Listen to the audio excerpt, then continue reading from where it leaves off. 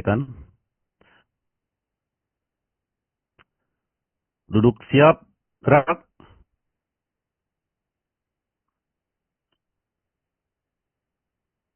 Ini Bapak. Ya, Lapor program studi keamanan maritim, jumlah 20 orang, hadir 20 lengkap, keterangan 20 online. Siap menerima pembelajaran. laporan saya terima. Lanjutkan ikuti pelajaran. Siap. Mengawali pembelajaran, berdoa, mulai. Selesai. Istirahat di tempat, gerak. Selamat siang Bapak. Selamat siang menjelang sore ya. Selamat sore ya Pak. Selamat sore ya. Sudah masuk sore Siap. kan? Siap, sore Bapak. Para mahasiswa hebatku yang luar biasa. Senang bertemu kalian di dalam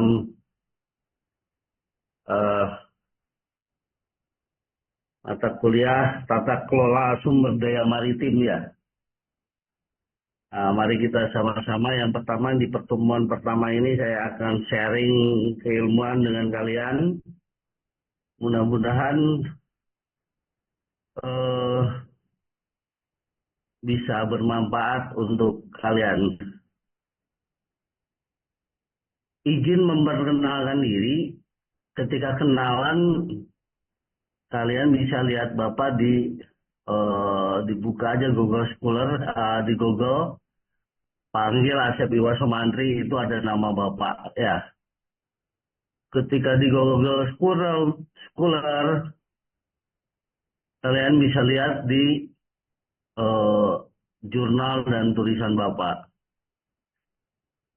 Pada pelajaran kali ini, saya akan membahas tata kelola sumber daya alam, terutama maritim.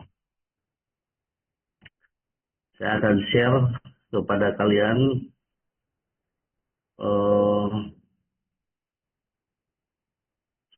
saya screen ya. Sudah kelihatan? Siap, sudah Pak. Sudah muncul ya? Siap, sudah Bapak. Siap sudah Bapak. Nah, ini nama saya ya, nama lengkap. Saya izin memperkenalkan diri, yaitu Laksma TNI Asep Iwa Sumantri. Ini sorry ya, harusnya Laksamana pertama, bukan Laksma. Nanti dikoreksi, saya koreksi. Tadi saya sudah share ke Asmi, nanti saya betulkan, jangan dulu di-share. Pada pertemuan pertama ini, kalian menyangkut prodi S2 Keamanan Maritim yang ditugaskan oleh Kaprodi terhadap saya membawakan mata kuliah ini. Kenapa maritim itu menjadi sebuah sumber daya? Secara naluri, secara alami bahwa Indonesia mendapatkan sebuah karunia yang begitu besar. Tetapi terkadang kita tidak memahami bahwa kekayaan alam itu adanya di laut atau di maritim. Untuk itu, marilah kita sama-sama sharing informasi. Barangkali boleh kalian menanyakan ketika perjalanan perkuliahan ini, ada yang ditanyakan, silahkan ditanyakan. Tapi kita bahas dulu ya. Karena saya sampai jam 16.30 ya. Kemudian, kekayaan alam Indonesia, di dalamnya ada potensi Indonesia. Potensi ini dilihat dari apa yang kita miliki. Yang pertama yaitu pulau. Pulau ini hampir 17.400 atau tepatnya 17.395. Ini yang ada di wilayah termasuk di dalamnya garis pantai yang terpanjang. Mungkin terpanjang kedua setelah Kanada, 9.903 km. Ada 7,9 juta kilometer persegi laut. Ada suku bangsa 1.340. Ada 265 atau bahkan bisa jadi saat ini menjadi 270 juta penduduk. Bahkan ada 655 bahasa daerah. Inilah kekayaan Indonesia, inilah potensi Indonesia setelah ditambah jumlah nautical mile laut yang 12 km menambah, menjadikan jumlah laut kita menjadi tambah besar. Di sisi lain, tidak semua warga bangsa atau Indonesia memahami dari sektor kelautan bisa menjadi sebuah potensi peningkatan ekonomi. Ini yang Bapak sampaikan kepada kalian.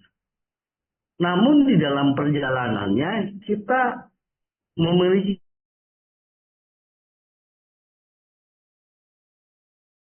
tidak salah kalau pemerintah membuat sebuah lembaga atau kepala badan perbatasan negara, karena ada sekitar 10 atau 11 batas negara itu belum selesai, terutama di daratan dan lautan. Yang paling sangat riskan rentan dengan perselisihan dengan negara tetangga, yaitu dengan Malaysia. Kita pernah hilang Timor Leste. Kita pernah hilang Sipa dan Ligitan.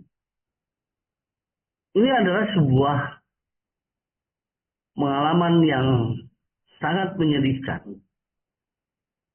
Bahwa kita hilang Sipa dan Ligitan, bahwa kita hilang Timor Leste adalah sebuah sejarah panjang. Bagaimana para pejuang Timor Leste itu berkorban habis-habisan untuk menata Timor-Timor.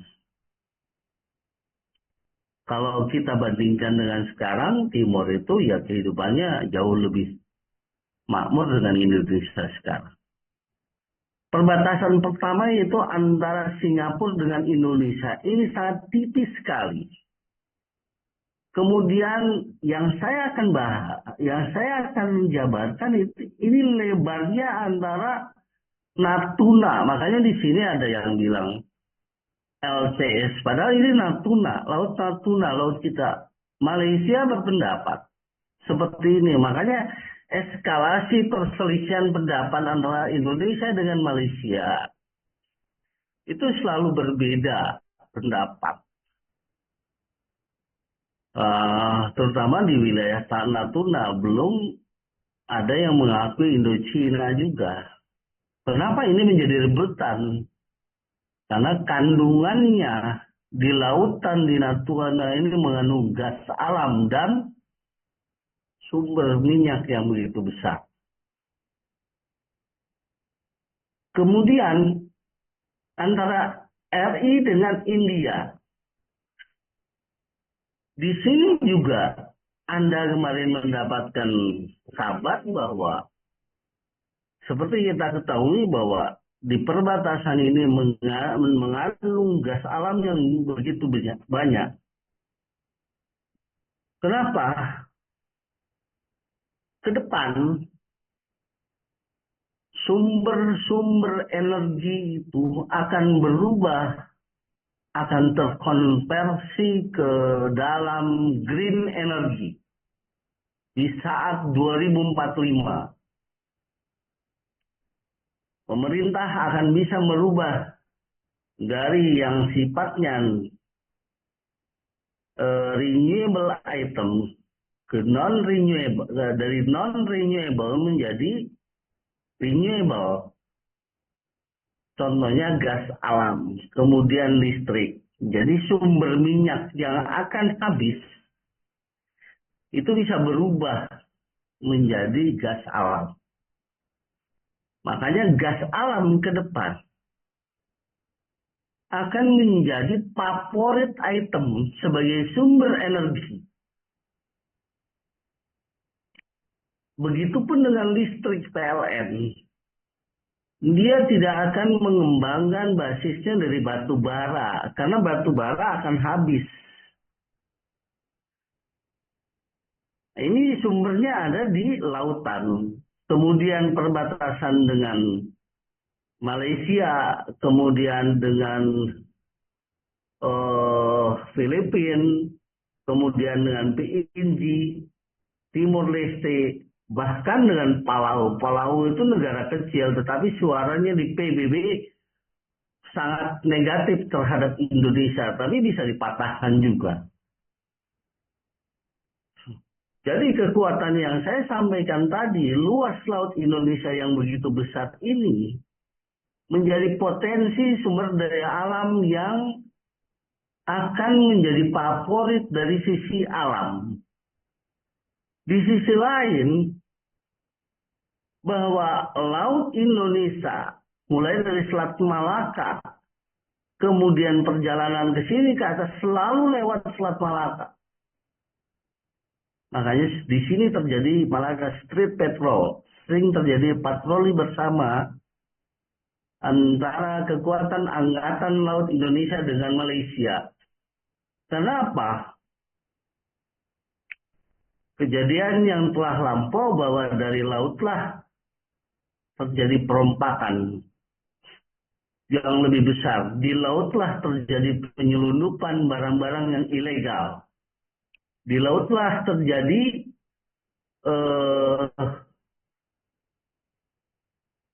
penyelundupan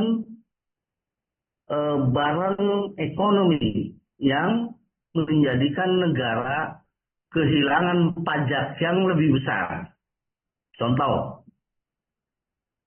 kenapa laut sangat rawan? Karena kita belum mampu memagari laut. Narkoba, penyelundupan terbesar bersumber dari laut. Karena kalau masuk lewat udara itu akan sangat terbatas. Tetapi dari laut itu sifatnya tontonan. Saya mohon maaf, ini saya sedikit flu, jadi nada saya kurang begitu fluensi, begitu jelas. Rada sedikit dukung. Jadi Alki 1, Alki 2, Alki 3 ini adalah potensi-potensi bagaimana dari sisi ekonomi kita akan bisa kecolongan, dari sisi penyelundupan bisa menjadi kecolongan sebagai potensi, dari sisi pertahanan ketika kita tidak menerapkan radar yang sempurna di Alki sampai Selat Malaka, bisa menjadi sumber malapetaka bagaimana perang konvensional bisa terjadi antara state actors yang sudah jelas ataupun non-state actor. Kalau state actor bisa saja kita jabarkan berbasis ancaman. Karena kita semua belajar tentang keamanan militer. Anda para mahasiswa Prodi KM belajar bagaimana keamanan militer, bahwa Anda proyeksinya ke depan harus mampu memprediksi ancaman, baik ancaman militer lewat laut atau maritime ataupun lainnya. Karena Anda belajar keamanan maritim, ke depan Anda harus mampu bagaimana proyeksi ancaman 2045 terhadap wilayah laut Indonesia. Itu proyeksi-proyeksinya, doktrinnya atau mindsetnya seorang militer, mindsetnya orang yang mempelajari ilmu keamanan militer, dia harus mampu bagaimana memprediksi ancaman dibandingkan dengan kekuatan maritim negara tetangga secara regional, ASEAN, atau bahkan global. Yang terjadi akhir-akhir ini, Anda pernah lihat bagaimana ketika kejadian Irak, Israel dengan Iran bertempur, kapal induk Amerika lewat Samudra Indonesia, itu yang anda lihat. Kenyataannya kita menjadi lalu lintas negara-negara di dunia. Kita lanjut slide berikutnya setelah kita mengetahui bagaimana batas laut teritorial, batas kontinen, batas berdasarkan ZEE yang garis biru, dan batas darat. Ada pertanyaan di slide kedua? Para mahasiswaku? Halo? Sementara ini belum. Kita lanjut. Apa konektivitasnya antara keamanan nasional, ekonomi, dan potensinya? Ini menuju keamanan nasional, keamanan fisik, ekonomi, dan nilai-nilai nasional. Yang akhirnya Anda harus memahami bahwa keamanan nasional, keamanan maritim, bagaikan satu keping mata uang yang tidak terlepaskan dengan masalah ekonomi. Ekonomi akan meningkat di saat stabilitas keamanan nasional tidak terganggu. Keamanan dari mana saja, dari laut, darat, dengan udara. Baik fisik sifatnya hard power, pertahanan nasional, keamanan negara. Kemudian keamanan ekonomi, economic opportunity, terciptanya kesempatan kerja, kepastian memperoleh pendapatan per kapita, kemudian soft power dengan bantuan diplomasi, bantuan budaya dan media. Ekonomi dari mana? Dari pertumbuhan dunia industri pertahanan atau saat ini dikelola dengan namanya MAN-ID di bawah Dirgantara. Kemudian ada persaingan antara industri, contohnya pertahanan. Negara-negara tetangga punya, kita pun punya. Ekonomi dasarnya dari mana tumbuh? Adanya kebijakan fiskal. Apa itu fiskal? Fiskal bagaimana kebijakan regulasi yang dikeluarkan lalu lintas pembayaran dalam dan luar negeri. Apa itu moneter? Moneter sifatnya bagaimana alat pembayaran bisa digunakan di dalam negeri oleh seluruh rakyat Indonesia. Sedangkan fiskal berkaitan dengan cadangan devisa, moneter berkaitan dengan M1. Apa itu M1? Yaitu jumlah uang beredar. Kemudian pendidikan sumber daya. Ketika pendidikan masih sangat rendah terhadap seluruh bangsa Indonesia. Tidak mungkin mampu menciptakan peningkatan ekonomi secara besar. Yang ketiga, munculnya inovasi sains dan teknologi. Dan perdagangan ekonomi global dan modal masuk atau FDA. Jadi 4 faktor inilah yang akan menumbuhkan pertumbuhan ekonomi. Ekonomi masuk ke dalam pertimbangan keamanan nasional, itu yang utama. Keamanan nasional harus diupayakan melalui kombinasi antara hard power dan soft power. Apa itu hard power? Hard power adalah kekuatan fisik yang bisa digunakan sebagai alat persenjataan konvensional. Contohnya, TNI Angkatan Laut dilengkapi dengan alutsistanya. Kapal perang atas airnya berapa? Kapal selamnya berapa, jumlah tank marinir berapa, lah itu yang dikatakan hard power. Kemudian soft power, diplomasi. Diplomasi maritim yang digunakan.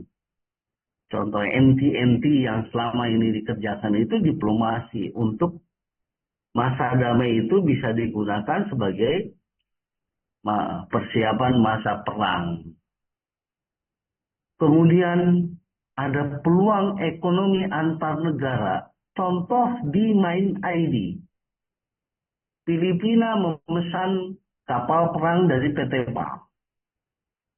Selain PT PAL yang BUMN, bisa jadi dia memesan dari industri strategi nasional yang ada di dalam negeri kita yang dimiliki oleh private atau swasta. Contoh, pabrik kapal yang ada di Batam. Pabrik kapal perang yang ada di Lampung.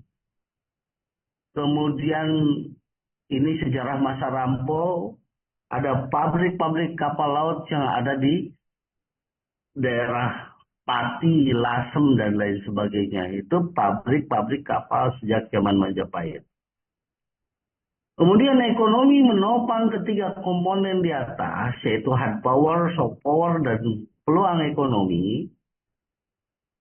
Dan bagaimana menyediakan pendanaan untuk kekuatan keamanan nasional. Mustahil kita akan mampu membeli alutsista, sedangkan aset negara tidak terkelola dengan baik. SDM, lainnya, produk, dan lainnya. Terus kemudian ada yang bertanya, kenapa Pak sekarang dibuat seolah-olah dikumpulkan di bawah dana antara? Inilah grand strategi tujuan besar dari pemerintahan Presiden Prabowo. Bagaimana menghitung aset kekuatan negara yang ada di BUMN. Ini bisa cross section, cross silang antar BUMN. Di satu sisi himbara untung bisa ditempatkan, dispestasikan ke industri swasta nasional. Karena secara hukum ekonomi, bagaimana akan pertumbuhan tercapai sesuai target Astacita 8%, kalau sektorial tidak tumbuh. Sektorial tumbuh, industri di seluruh wilayah Indonesia atau di kawasan-kawasan industri bisa tumbuh di seluruh provinsi, akan mengakibatkan peningkatan pendapatan per kapita penduduk. Berarti jumlah tenaga pengangguran akan terserap menjadi tenaga kerja. Dan itu mendapatkan gaji, disitulah bagaimana pertumbuhan ekonomi itu menjadi sebuah siklus dengan target yang begitu tinggi, yaitu diharapkan ke depan bisa sampai 8%. Ekonomi juga masuk ke dalam pertimbangan keamanan nasional. Kenapa? Karena sanksi ekonomi itu bisa terjadi antar negara, sehingga beberapa negara sekarang membentuk sebuah kelompok ekonomi, mulai G20, mulai BRICS, dan lain sebagainya. Kemudian, pemerintah melakukan kontrol ekspor dengan model hilirisasi. Kenapa kita tidak menjual lagi bahan mentah? Kita tidak menjual lagi nikel murni. negara ini harus mampu memproses bagaimana membuat baterai kapal selam yang bersumber dari sumber daya alam Indonesia. Itulah yang dimaksud dengan transformational leadership kepemimpinan. Apa akibatnya? Ada yang tahu? Silakan dijawab. Ini pertanyaan Bapak. Halo? Ya, Pak. Halo? Iya, Ada yang tahu? Kenapa ekspor itu sekarang ditekan tidak semua bahan mentah diekspor ke luar negeri? Karena dapat, mohon izin Bapak, izin menjawab, karena dapat Ya, Ipan. merugikan Indonesia jika semua barang mentah yang ada di Indonesia langsung diekspor keluar. Oke. Sedangkan barang mentah ini bisa kita ubah menjadi barang yang sudah jadi, dan Oke. sekarang kan lebih ditekankan untuk para pengguna bahan-bahan yang ingin mereka pakai bagi pihak luar itu ada peraturan mereka harus seperti untuk kendaraan yang menggunakan baterai Ya. seperti BYD ya. Jadi dia diwajibkan untuk membangun pabriknya di sini dan mengelola sumber daya itu di sini agar memenuhi unsur TKDN, Bapak. Mohon izin. Oke, bagus. Bagus sekali jawaban Pak. Namun, ada namunnya. Analisa seorang analis, seorang ekonom, sebagai seorang analis, kalian calon-calon analis militer, maritim, harus menganalisa dampak ekonomi terhadap negara importir. Paham? Siap, paham Bapak. Mereka akan rugi, pertumbuhan mereka akan tertekan akibat hilirisasi yang kita tanamkan di Indonesia. Mereka akan protes tetapi tidak terbuka. Bahkan bisa jadi mereka akan menyerang balik secara hibrid, bukan konvensional. Kenapa? Yang tadinya mereka impor bahan baterai, impor bahan nikel, impor bahan crude oil, impor bahan dan lain sebagainya, sumber daya alam nasional yang dari laut, impor udang, sekarang di-cut impor itu dan dijadikan program hilirisasi. Pertumbuhan ekonomi ada di Indonesia, bukan di mereka. Paham? Siap, paham Bapak. Paham, Pak. Akibatnya pertumbuhan mereka ke depan akan melorot dan Indonesia meningkat. Muaranya terjadi persaingan. Bahkan bisa jadi mereka menggunakan segala cara dengan hybrid warfare. Menggunakan perang dagang, bukan perang konvensional. Jadi tidak segera dibuka. Kenapa? Dia sulit mendapatkan bahan baku minyak mentah. Dia sulit mendapatkan bahan baku nikel. Dia sulit mendapatkan bahan baku timah. Dia sulit mendapatkan bahan baku udang faname. Sumber daya alam yang berasal dari Indonesia. Akibatnya pertumbuhan mereka dari sisi industri akan tertekan. Khawatir munculnya Indonesia menjadi negara kaya yang baru. Disinilah kalian harus menyiapkan diri menganalisis ini semua. Dengan kebijakan hilirisasi, kita bisa tumbuh 8%, tapi negara regional atau global akan tertekan. Akibatnya, persaingan. Mau contoh, bagaimana Amerika menerapkan impor dan ekspor terhadap Indonesia. Inilah sebuah tantangan bagi kita.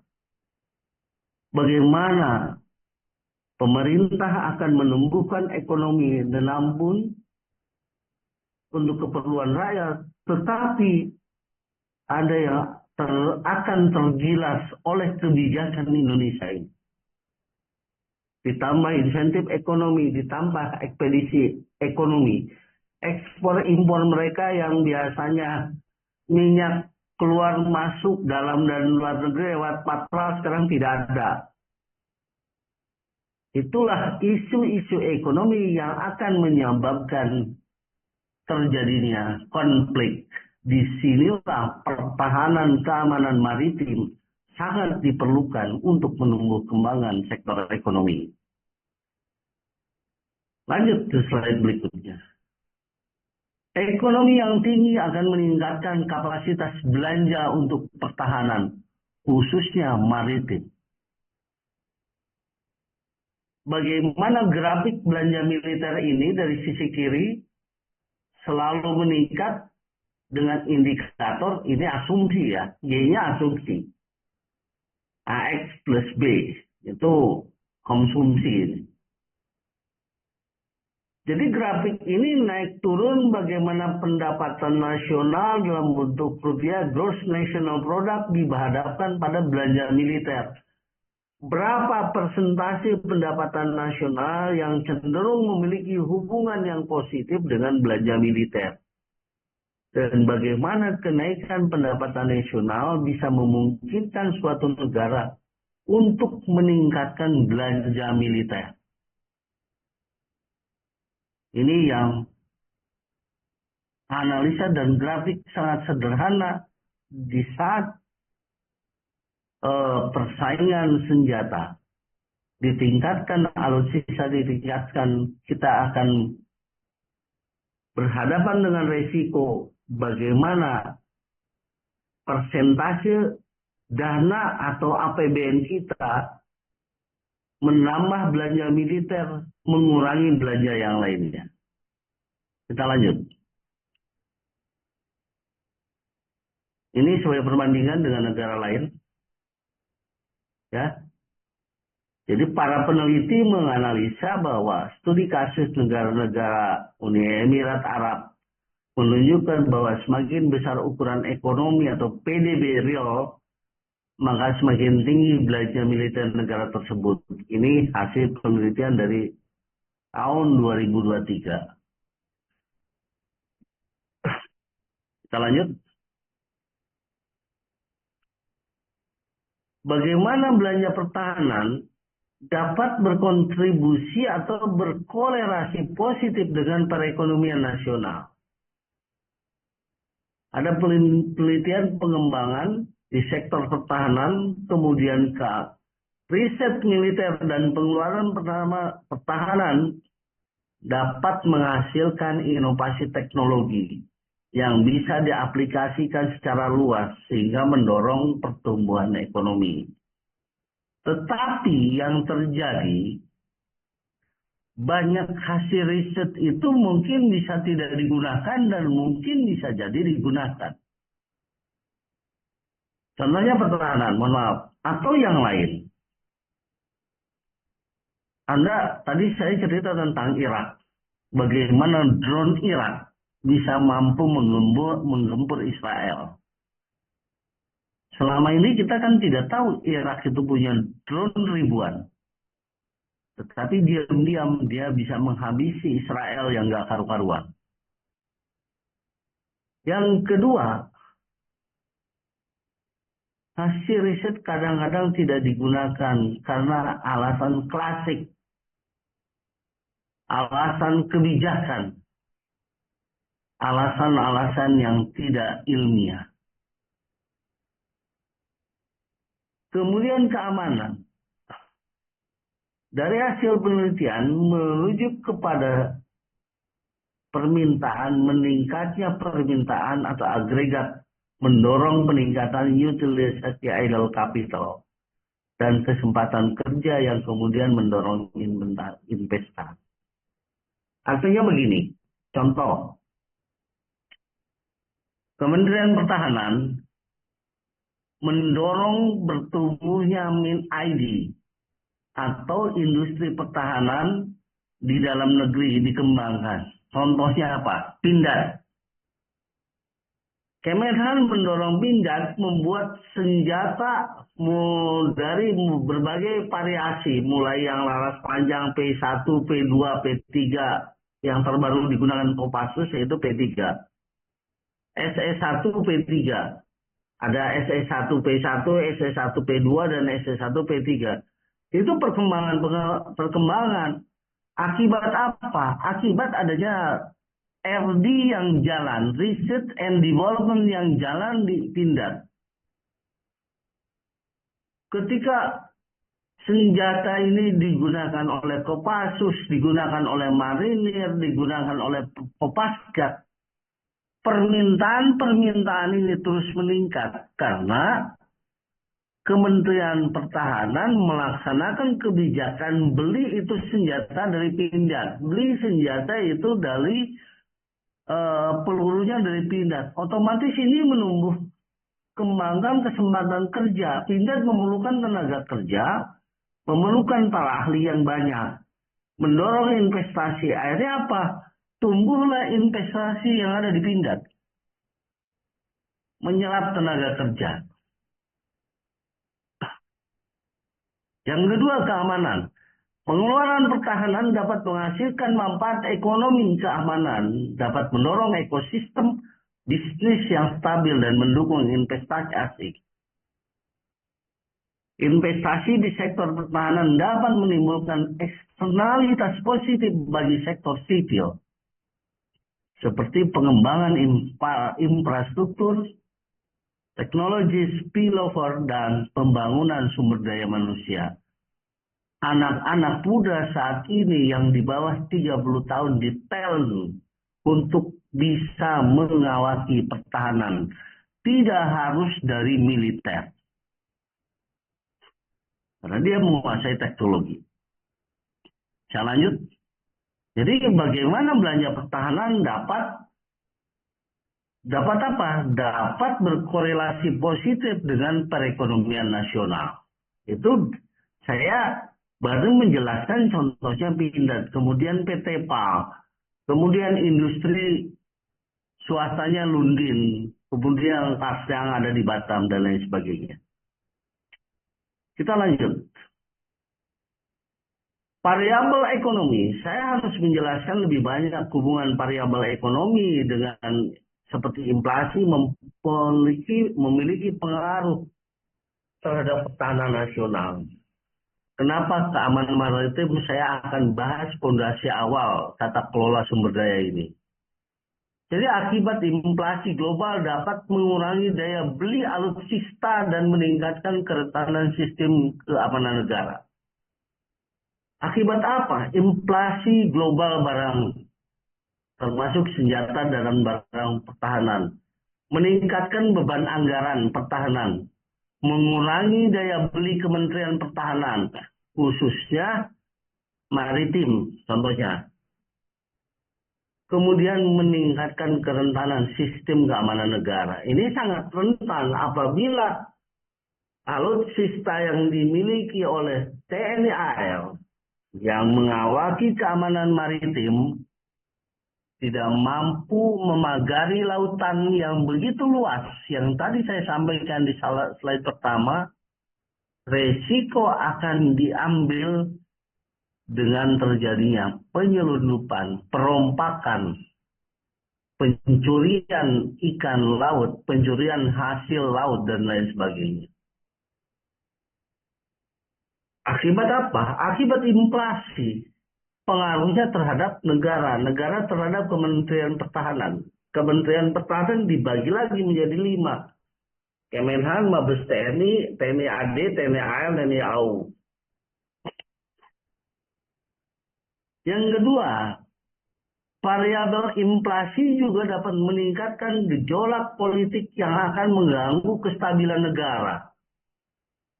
Inflasi barang negeri, menurunkan daya beli masyarakat. Contohnya, kalau dulu zaman saya kecil, harga barang rendah bisa dibeli, sekarang bisa tidak kebeli. barang banyak impor dari luar negeri, tapi masyarakat tidak punya uang karena M1-nya tidak ada. Dia tidak memiliki M1. Paham M1? Ada yang tahu M1? Oke. Terus. Oke. Jadi M1 itu uang beredar ya. Nah, makanya ketika masyarakat tidak mempunyai uang, jadi uang beredar kurang, kewajiban negara harus hadir di tengah masyarakat. Ya. Jadi menurunnya daya beli masyarakat akibat masyarakat tidak punya daya beli. Ya, tidak punya daya beli masyarakatnya. Akhirnya uangnya tidak punya. Kewajiban pemerintah apa? Menggelontorkan M1 yang bersumber dari cadangan devisa. Jadi pengendalinya itu memang ada di BI dengan Menteri Keuangan. Kemudian meningkatkan konflik gejolak politik. Ini akibat apa? Akibat inflasi. Kamu lihat kemarin ada gejolak politik di lapangan. Ya kan? Sampai demo, itu bukan demo namanya. Itu udah anarkis. Tujuannya udah keluar sasaran, sudah tidak logika lagi. Masa masyarakat intelektual mau demo membakar barang, ini udah melebihi 98. Kenapa terjadi seperti ini? Tenaga kerja, lapangan kerja terbatas. Kemudian uang dia tidak punya. Ditambah beberapa oknum bergaya hedon dan ngomong apa adanya. Itu gejolak politik nih. Ya. Kemudian yang terjadi apa? Mengancam keamanan negara, mengancam kestabilan negara. Kalau terus-terusan seperti ini, apa yang akan terjadi? Investor akan lari tunggang langgang ke luar negeri akibat ketidakstabilan investasi di Indonesia karena masyarakatnya sedikit-sedikit demo. Jadi, kolaboratif di dalam menentukan kebijakan ekonomi dan menghindar dari inflasi sangat berpengaruh terhadap sistem pertahanan nasional. Peningkatan inflasi berkaitan dengan penurunan kepercayaan terhadap bank sentral. Ya, contohnya di Belanda. Ya, Belanda kejadian seperti itu. Ini saya contohkan Belanda, Eropa. Di kita akan bisa terjadi seperti itu. Oke, kita lanjut.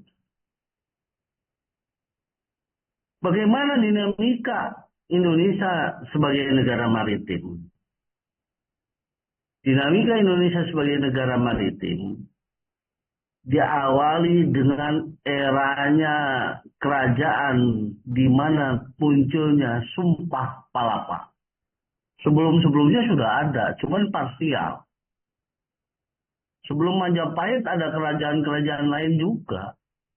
Ya, yang lebih tua, yang ada di dekat-dekat pantai. Ini era 1336. Kemudian Sumpah Pemuda, Proklamasi Kemerdekaan, kemudian muncul Deklarasi Juanda. Saya akan menjelaskan dari sisi yang mengarah kepada maritim.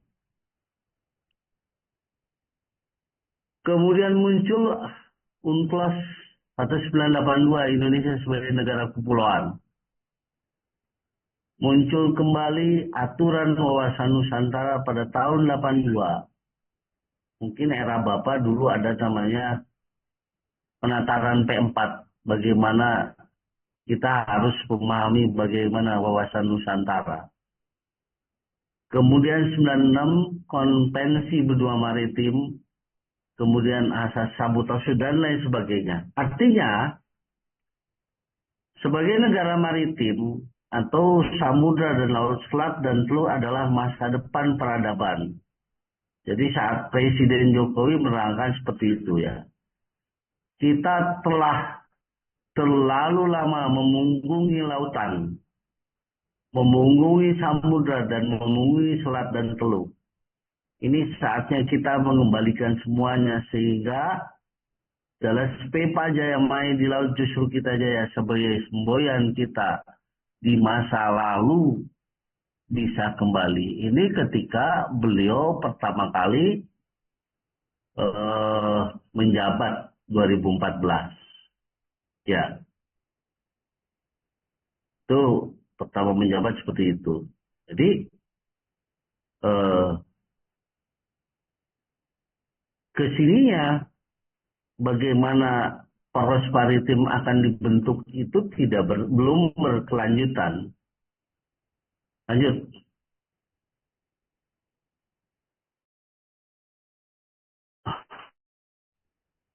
Kemudian bagaimana sih, kenapa kita harus paham bagaimana tata kelola sumber daya maritim? Kita lihat kebutuhan investasi hingga tahun 2040. Dari mulai mineral, batu bara, minyak, bumi, gas bumi, perkebunan, kelautan, perikanan, dan kehutanan. Di bawahnya ada 21 komoditas. Batu bara, nikel, timah, tembaga, boksit, biji besi, emas, perak, aspal, buton, dan lain sebagainya. Mari kita lihat, yang bersumber dari maritim, Anda akan tahu kan. Gas bumi, minyak, itu bisa dari maritim. Kelautan, ikan, dan perikanan. Ini nilainya sampai dengan 45,4 miliar US dollar. Nilai-nilai investasi. Kemudian komoditas lain. Banyak yang diperlukan menjadi nilai investasi. Kalau kita breakdowning bahwa Indonesia memang menjadi negara yang paling kaya kalau dikelola dengan baik. Mudah-mudahan ke depan akan menjadi lebih baik. Sehingga apa? Total investasi yang diperlukan sampai 2040 itu 545,3 miliar US dollar. Itu kebutuhan investasi kita. Bagaimana investasi menjadi motor utama penggerak ekonomi pertumbuhan? Rumusnya udah tahu, pendapatan adalah konsumsi plus investasi ditambah pengurangan pemerintah, ekspor min impor. Jadi bagaimana caranya? Gampang. Kalau 79% pendapatan negara berasal dari pajak, peningkatan investasi, jadi investasi diperbesar sehingga pajak ke rakyat itu menjadi lebih kecil. Ambilnya itu peningkatan itu ya dari BUMN yang diinvestasikan. Oke, memang tidak semua BUMN punya untung ditakui, saya akui boleh. Tetapi kan ada BUMN yang memiliki aset-aset yang lebih besar dibanding itu. Jadi tidak harus memunculkan pajak, tidak. Tetapi Anda perlu sadari bahwa transformational leadership yang dilakukan memerlukan sesuatu hal yang seolah-olah tidak populer di mata orang tertentu dan dia tidak akan populer di mata orang tertentu. Contoh, bisa jadi ketika BUMN induk anak cucu dan cicitnya digabungkan di bawah Badan Investasi Danantara. Ada orang-orang yang tidak merasa nyaman yang selama ini hidup di dalam zona nyaman. Ya mohon maaf aja, misalkan para komisaris, para direktur yang mendapatkan tantiem atau bonus. Ya, itu BUMN ada itu. Sampai ada bahasa sindiran, kok perusahaan rugi mau bangkrut masih banyak tantiem ada. Kan aneh. Contoh nggak? Udah, mohon maaf. Banyak yang lain. PLN dan lain sebagainya. Artinya, nilai aset itu kalau dihitung, diakumulasikan, bisa kelihatan ada untungnya diinvestasikan lagi ke sektor industri real, baik yang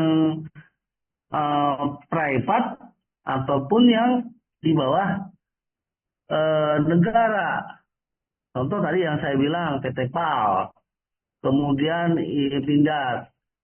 Dia bisa jadi mendapatkan pesanan senjata lebih besar dari negara lain atau pesanan kapal perang, tapi uangnya tidak ada, bisa jadi diinvestasikan dan si Danantara bisa dapat untung. Inilah yang akan digunakan untuk transformasi kesejahteraan rakyat, tetapi dengan syarat harus ada was, harus ada kontrol, tetap kontrolnya harus multi pengawasan.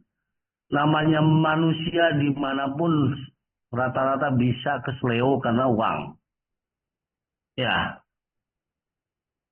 seperti itu.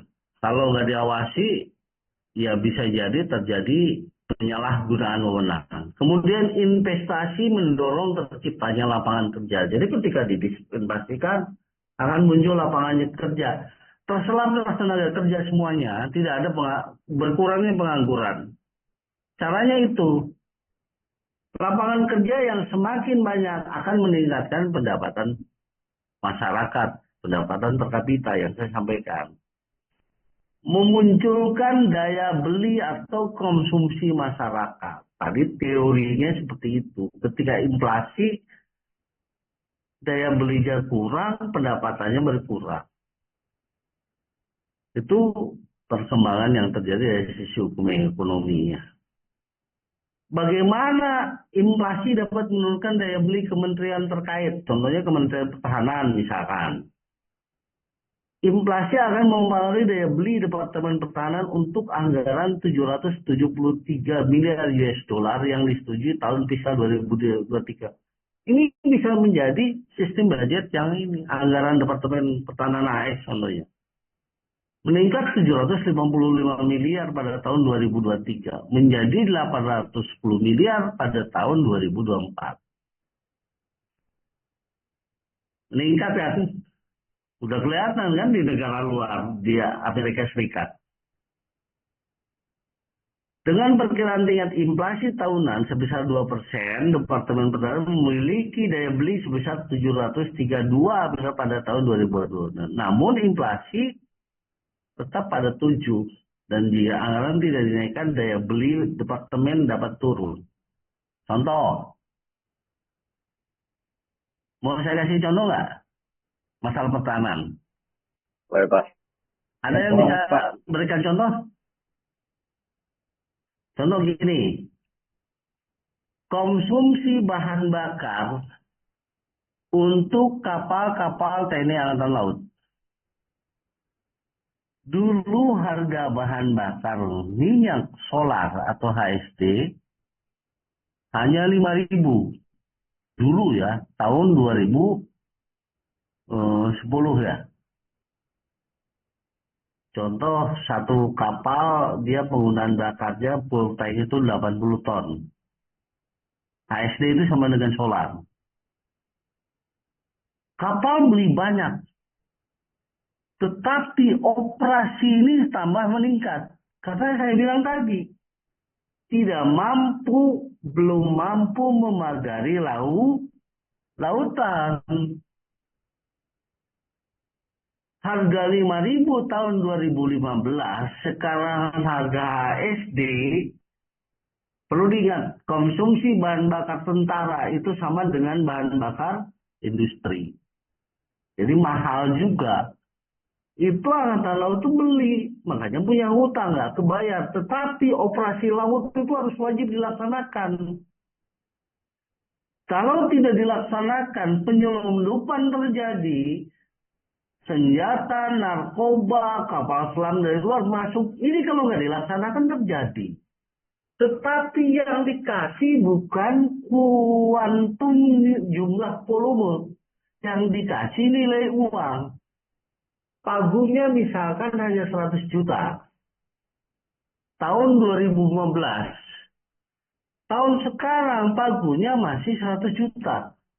Dihadapkan kepada jumlah kapal yang meningkat, jumlah operasi yang meningkat, otomatis ini minus terus. Itu yang pertama. Yang kedua, menambah jumlah alutsista, menambah jumlah operasi, kemudian harga jual dari Pertamina tidak 5.000 lagi pada tahun 2024 ini atau 2025 ini, bisa jadi sekarang sekolah berapa? 10.000 atau 12 industri kan? Dulu misalkan 100 juta dapatnya sekian ribu ton, sekarang 100 juta itu hanya berapa ton. Itu inflasi nyata bagi alutsista, bagi Kementerian Pertahanan. Jadi kalau beli alutsista, Anda tidak berpikir, atau kita semua harus berpikir bagaimana untuk biaya operasionalnya. Kita beli alutsista gampang, bangun gampang di dalam negeri. Tetapi ketika operasional, dia membutuhkan biaya. Disitulah pembiayaan alutsista. Makanya saya katakan tadi,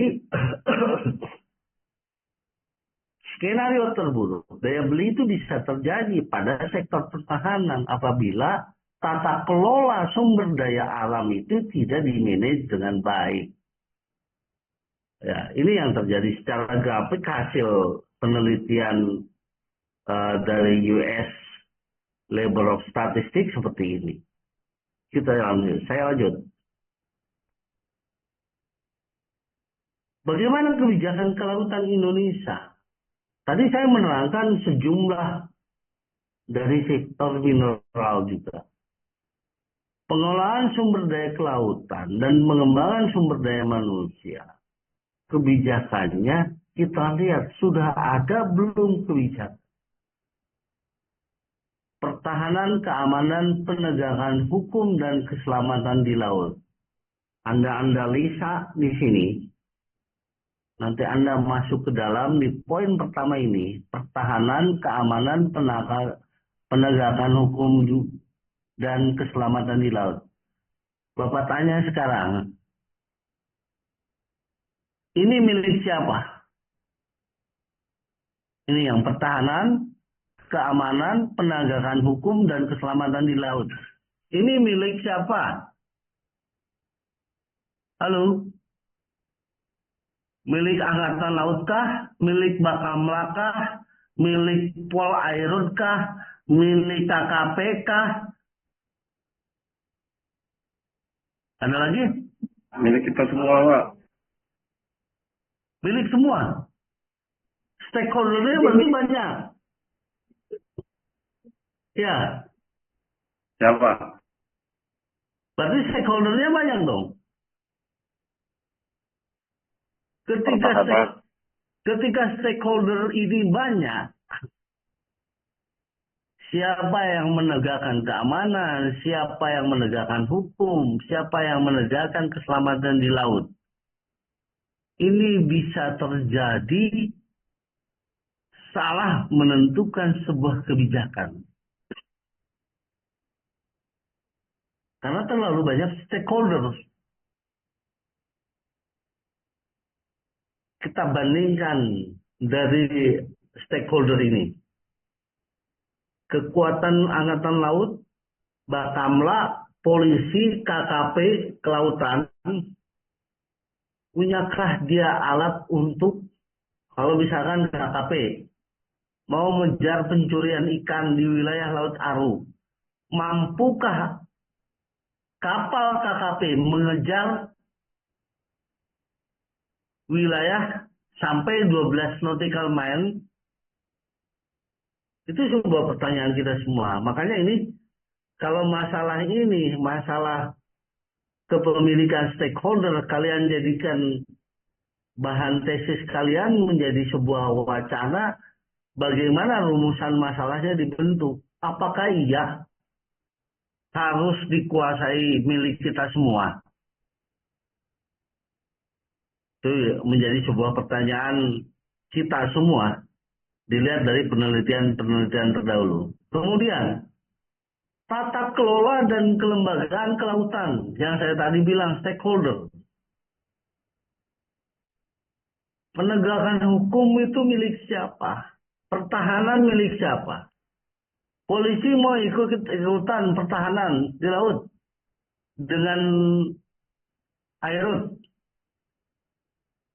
Punyakah airut kapal tempur, kapal perang yang kelas frigate? Pertanyaannya kan itu, ya kan? Kalau polisi mau ikut-ikutan pertahanan di laut, silahkan kapal-kapal air polisi ketika ada serangan itu suruh maju ke Samudra Indonesia.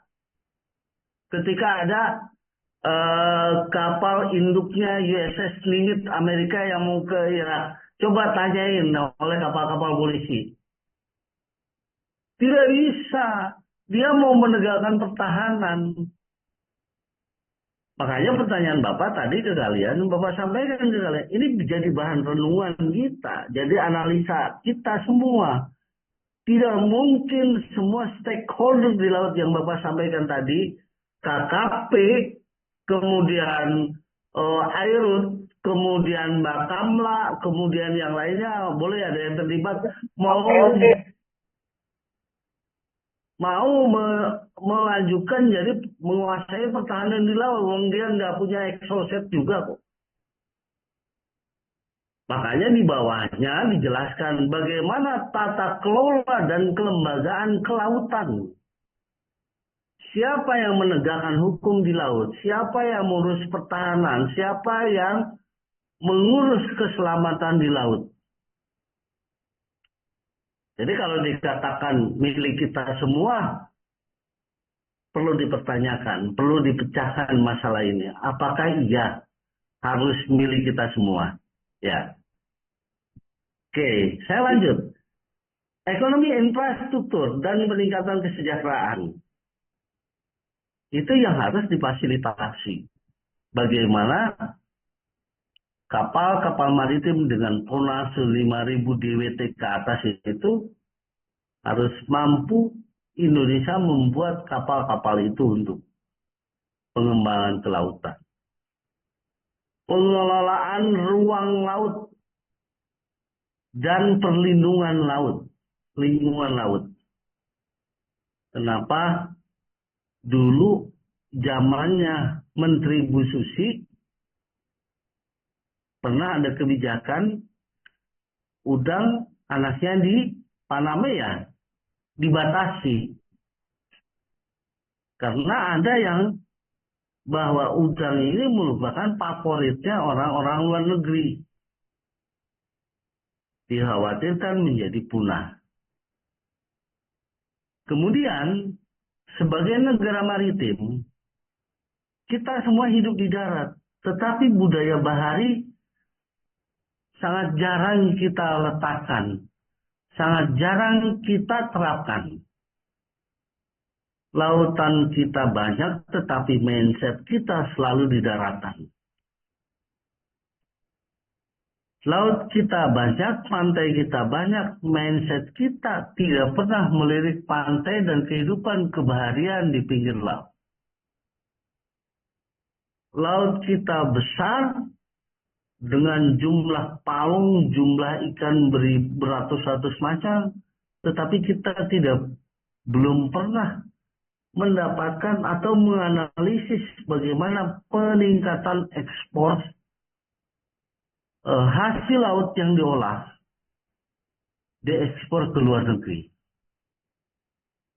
Nah, hilirisasi lagi kembali. Kalau dulu misalkan nangkap tuna langsung diekspor, sekarang diusahakan tidak sampai ekspor. Karena apa? Pabrik pengalengan tunanya harus ada di Indonesia. Kalau pengalengan tuna ada di Indonesia, ini menyerap tenaga kerja. Kalau tenaga kerja industri terbentuk, tenaga kerja terserap, pendapatan per kapita penduduk akan meningkat. Kemudian kebijakan kelautan bagaimana terhadap diplomasi maritim, khususnya angkatan yang namanya diplomasi ini antar negara regional yang sering dilakukan. Kalau stakeholder yang lain jarang melakukan. Ada yang melakukan akhir-akhir ini yaitu Bakamla. Tetapi yang paling sering melakukan diplomasi maritim antar negara yaitu TNI Angkatan Laut, NTNT, kemudian yang ada di Makassar beberapa tahun lalu itu langsung Bapak Kasal sebagai kepala staf sebagai leading sektor bagaimana diplomasi maritim itu dilakukan. Yang kedua, diplomasi maritim itu dilakukan sejak dini. Contoh, di Akademi Angkatan Laut ada namanya Taruna Akademi Angkatan Laut. Mereka melaksanakan pelayaran Kartika Jalakrida selama 2-3 bulan. Melakukan KJK. Yang terakhir dia menggunakan kemarin menyelenggarakan ASEAN Cadet Forum seminar. Jadi seminar di atas lautan itu antar kadet antar negara. Jadi sejak muda dia telah dididik bagaimana melaksanakan diplomasi maritim, saling mengenal satu sama lain. Itulah model-model diplomasi maritim. Saya lanjut ke slide berikutnya. Bagaimana potensi ini? Potensi laut Indonesia. Ya.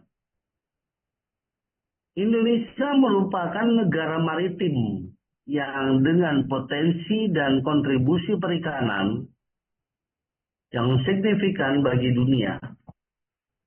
Tak hanya menjadi habitat bagi berbagai spesies ikan. Laut Nusantara juga menjadi tumpuan hidup masyarakat dengan berbagai usaha. Tadi sudah dikatakan, garis pantai terpanjang kedua, kemudian wilayah kepulauan terbesar, kemudian pemasok komoditas perikanan dunia. Banyak terumbu karang ini yang selalu dimiliki oleh Indonesia sampai sekarang belum terkalahkan. Protein hewani nasional 54% itu berasal dari ikan. Ya. Kemudian 7,9 juta penduduk miskin bergantung dari laut. Itu yang terjadi. Bagaimana kontribusi ekonomi maritim terhadap PDB? Menurut BKPM tahun 2022, sektor maritim menyumbang 7-8% dari PDB Indonesia dengan potensi pertumbuhan yang lebih tinggi dan berkelanjutan. Adanya investasi dan teknologi perikanan, logistik maritim, dan inovasi bioteknologi laut. Potensi perikanan tangkap, luas wilayah lautan, Anda seperti ketahui bahwa rumput laut, udang, ini menjadi komoditas yang paling tinggi, kemudian tuna dan kepiting serta rajungan. Ini potensi ekonomi perikanan tangkap tersebar di wilayah Nusantara. Kemudian aquaculture, yaitu budidaya laut, merupakan sektor yang berkembang pesat dalam ekonomi maritim Indonesia. Aquaculture mencakup budidaya ikan, udang, kepiting, dan rumput laut, baik di tambak, keramba, jaring, dan lain sebagainya. Ini sebagai tambahan. Lanjut, sektor perikanan dan budidaya laut berperan penting dalam ketahanan pangan. Ikan merupakan sumber protein dengan konsumsi rata-rata 50 kg per kapita per tahun. Ini berdasarkan data BPS tahun 2022. Kontribusi ini memberikan sebuah kesempatan lapangan kerja dari 12 juta orang, baik langsung ataupun tidak langsung.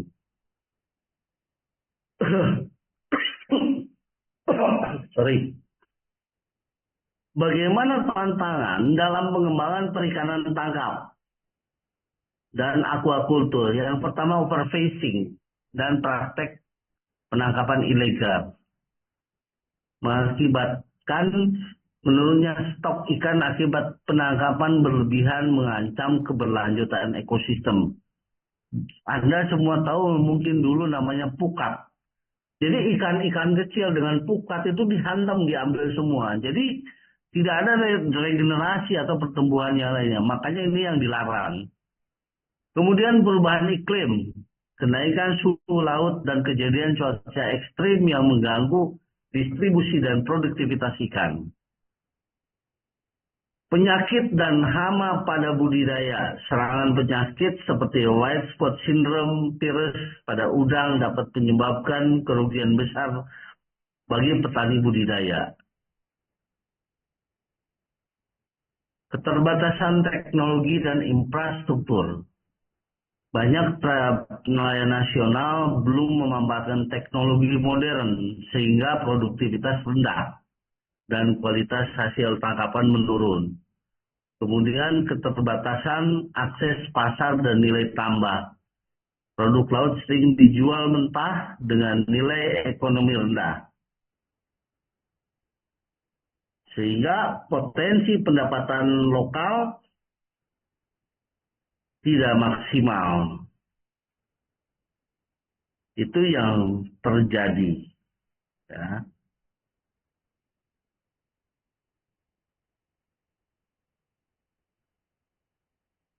Bagaimana peran pemerintah dan kebijakan strategis yang harus dilakukan dalam pertama yang dilakukan yaitu program pengembangan pusat budidaya laut terpadu atau Marine Aquaculture Center untuk meningkatkan produktivitas dan kualitas budidaya.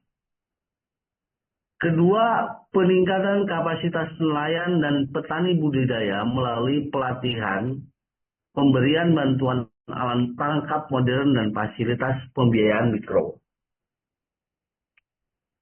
Penguatan regulasi penangkapan ikan untuk menegakkan kuota tangkap, memberantas penangkapan ikan ilegal, dan menjaga kestabilan stok ikan. Dan memanfaatkan teknologi informasi dan digitalisasi rantai pasok untuk meningkatkan efisiensi distribusi, pemantauan stok, dan transparansi perdagangan produk laut. Perannya di mana? Pembangunan dan modernisasi pelabuhan utama dan pelabuhan perintis di wilayah timur dan terpencil. Saya akan terangkan di slide berikutnya tentang smart port. Pengembangan fasilitas cold storage dan integrasi rantai dingin untuk produk perikanan ini menyambung juga hilirisasi. Peningkatan kapasitas armada kapal angkut, barang, dan kapal perintis antar pulau, dan digitalisasi sistem logistik dan rantai pasok untuk peningkatan transparansi, efisiensi, dan kualitas produk.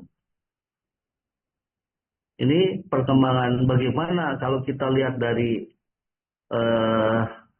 table balance of trade di dalam billion. Sistem logistik di Indonesia dihadapkan pada masalah biaya logistik yang tinggi, yaitu sebesar 24%. Saya melihat ini permasalahan di pelabuhan. Ya. Jadi LPI, Logistik Performance Index. Kenapa saya bahas tidak hanya dari sisi lautan, tetapi pelabuhan atau port ini menjadi bahan bahwa potensi sumber daya maritim nasional salah satunya itu pengembangan pelabuhan. Tahun 2018 sebesar 3,15 dari skala 1 sampai 5 menurut World Bank. Oleh karena itu sektor pelabuhan sebagai salah satu titik simpul logistik terus melakukan perbaikan. Salah satunya dengan penerapan digitalisasi. Proses implementasi digitalisasi sudah dimulai di masing-masing pelabuhan maupun secara nasional dengan INA, Portnet, Simlala, Simpadu National Logistic Ecosystem. Mari kita lihat Smart Port. Ini gambar ini adalah Hamburg Port atau pelabuhan Hamburg, pelabuhan pintar atau Smart Port. Adalah konsep pelabuhan yang memanfaatkan teknologi informasi untuk mengoptimalkan operasional, meningkatkan efisiensi dan mengurangi biaya. Melibatkan penerapan sistem manajemen berbasis IT yang terintegrasi dengan logistik dan konektivitas. Lanjut, kita lihat China. China itu membutuhkan waktu 33 bulan untuk membangun terminal pintar nol karbon. Jadi, ke depan itu udah yang saya bilang tadi, green economy. Ekonomi hijau itu. Untuk membangun terminal pintar nol karbon pelabuhan Tianjin dari sebuah pantai yang sepi dengan efisiensi operasional jembatan tunggal meningkat lebih dari 40%. Dan alokasi personil berkurang 60% dibandingkan dengan terminal tradisional. Ini Cina udah lari duluan. Jadi kenapa Bapak, misalnya ada pertanyaan dari kalian, kenapa Pak harus China? Memang China berani yang bertransformasi.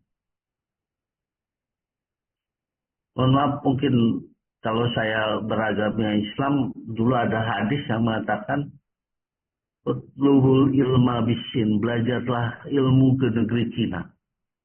Itu Rasulullah mengatakan demikian, itu tidak salah. Cina yang lebih maju segalanya dari kita. Karena dia mau berubah, gitu. Mau bertransformasi, mau militan. Sekarang orang takut dengan ekonomi Cina. Kita pun banyak di antara orang-orang kita yang belajar ke China itu tentang bagaimana transformasi industri dan hilirisasi. Ini contoh pelabuhan China. Pelabuhan Rotterdam, yaitu pelabuhan terbesar di Eropa, adalah pelopor yang bermitra dengan IBM Watson untuk analitik berbasis AI dan mengelola platform IoT yang komprehensif dengan tujuan ambisius untuk operasi kapal otonom pada tahun 2030.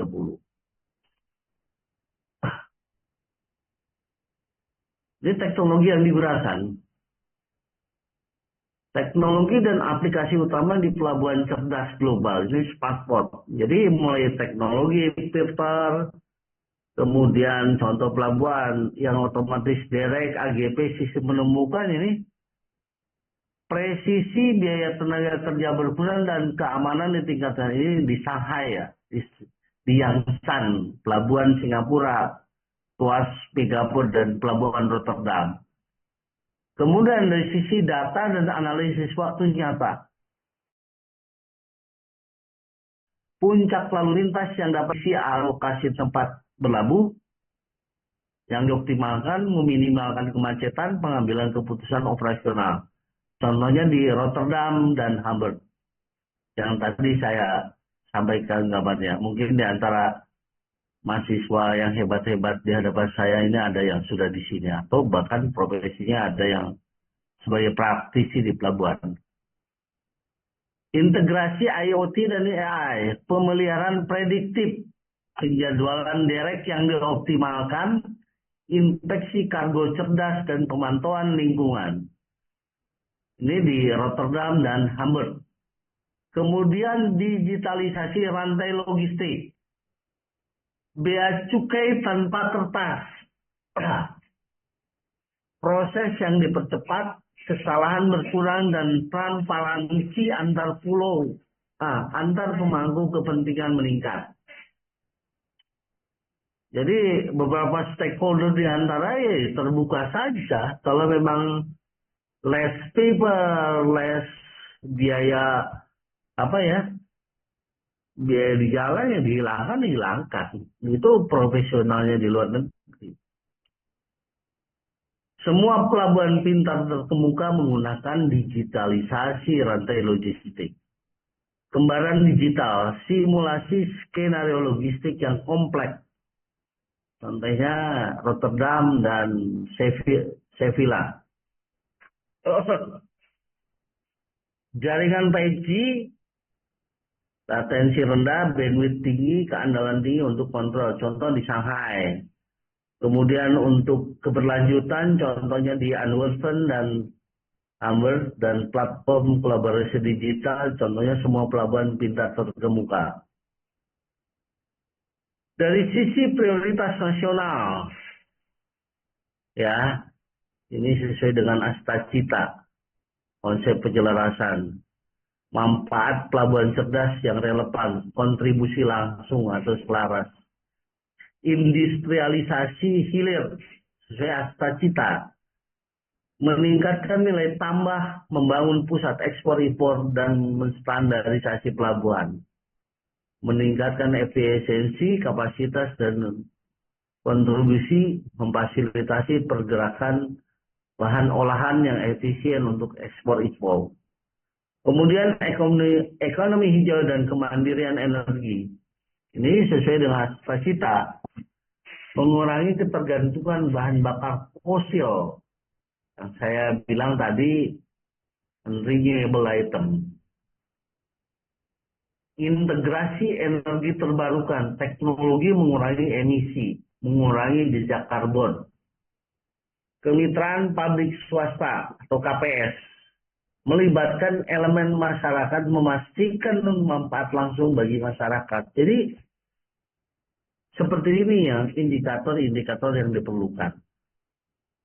Menarik pendanaan yang beragam, mendorong partisipasi lokal, mendukung UMKM, memastikan distribusi manfaat yang adil.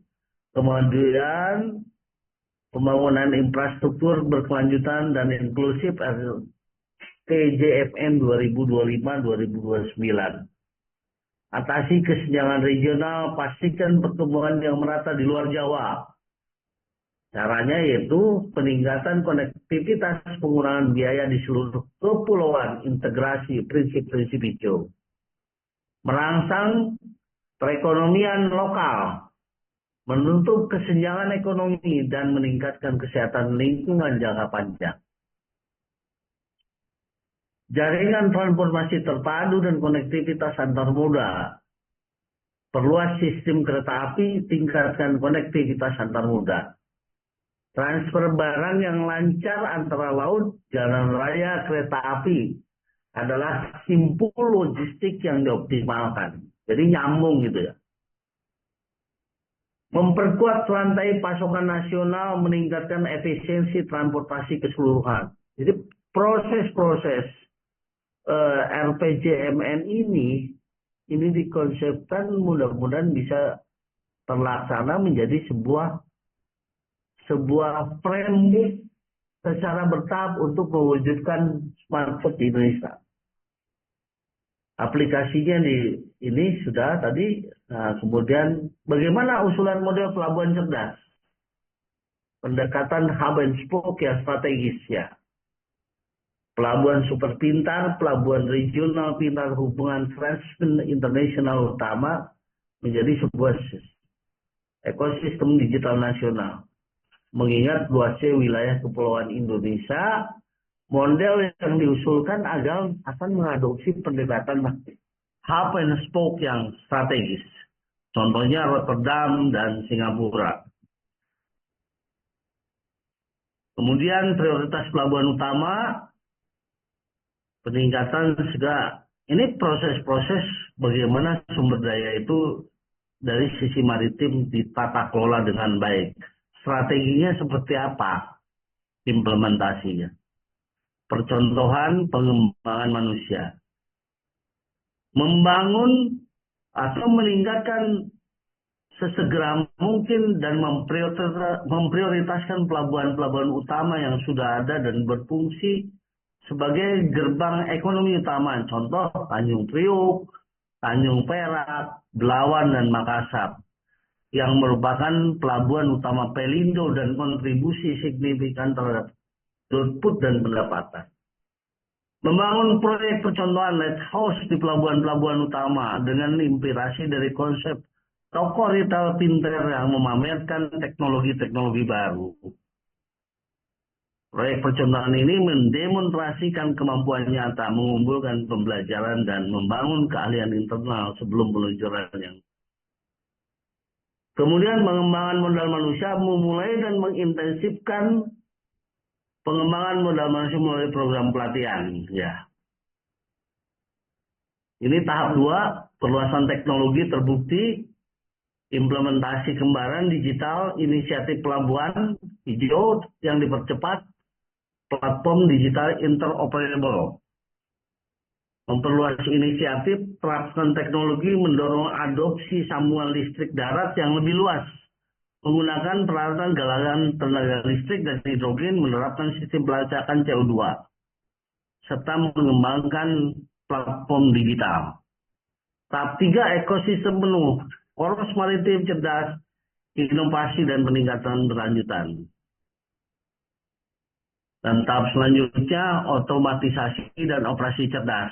Jadi ada namanya ASC itu, Automated Staging Crane, AGP Automate Guided Vehicle, direct yang dikendalikan jarak jauh, dan sistem cerdas analisis prediktif berbasis AI. Integrasi, analisis data, dan perencanaan prediktif platform data terpusat, kembaran digital, infrastruktur, dan digitalisasi rantai logistik. Oke, ini juga prinsip keberlanjutannya pelabuhan hijau, mempercepat inisiatif pelabuhan hijau nasional di seluruh 2.459 pelabuhan di Indonesia. Tiga mana yang dikembangkan? Investasi strategis dalam infrastruktur hijau, berinvestasi strategis dalam infrastruktur, keselarasan. Ini pembiayaannya, mana ruang fiskal terbatas, implikasi terhadap neraca pembayaran, mengatasi kendala anggaran dan neraca, peran dan antara, dan kemitraan publik swasta KPS.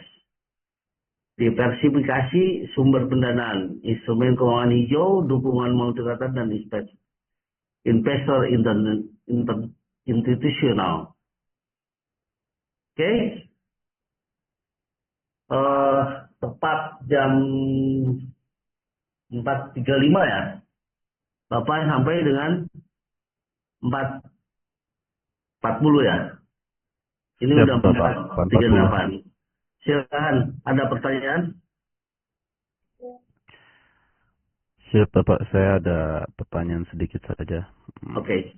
Jadi dari semua yang Bapak jelaskan, apakah memungkinkan dari mungkin perencanaan-perencanaan tersebut akan berjalan sesuai apa yang diinginkan? Mungkin kita bisa lihat lagi ada beberapa potensi yang mengancam dari segi keamanan lain untuk Indonesia, apalagi itu di bidang maritim. Seperti itu, Pak. Dan yang saya lihat sih, untuk mengejar seperti negara-negara tetangga Cina, bahkan mungkin untuk dari segi pelabuhan itu Singapura ya, Pak. Ya. Menurut saya itu masih sangat jauh sekali, bahkan hampir mustahil kita untuk menyainginya, Pak. Ya. Oleh. Terima kasih, Pak. Oke. Ya. Ada lagi? Bagus sekali pertanyaan. Dari Ipan ya. Namamu siapa Ipan? Siap. Nama saya Ivanho, Pak. Ipan Hu. Siap. Eh, ada lagi pertanyaan lagi selain Ipan? Siap, izin Pak bertanya Pak sedikit. Teddy ya. Nih, Siap, tadi Pak. ya, jangan. Siap, izin bertanya Pak, tadi sempat disinggung terkait peran pemerintah dan kebijakan strategisnya itu kan salah satunya adalah program pengembangan pusat budidaya laut terpadu Pak, untuk meningkatkan produktivitas dan kualitas budidaya.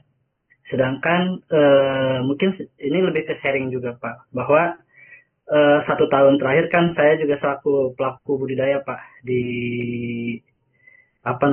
udang faname begitu. Oke. Cuma yang kita rasakan, saya mungkin di sini bisa berbicara sebagai teknisinya lah Pak begitu. Ya,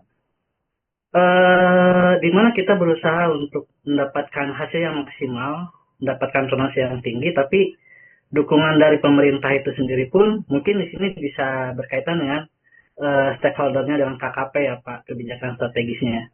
Itu masih kurang kalau saya rasakan gitu. Nah, di mana salah satu contoh yang kita hadapi adalah dengan permainan harga itu sendiri Pak, harga udang. oke. Nah, yang pasti kan kita sebagai teknisi ingin dapatkan nilai jualnya yang tinggi, sedangkan kita sendiri tidak tahu siapakah yang mengontrol harga di pabrik, katakanlah yang akan disiap ekspor begitu Pak. Nah, sekiranya dengan kondisi seperti ini, saya juga kurang tahu apakah masih sama atau juga sudah ada perubahan. Baiknya kita selaku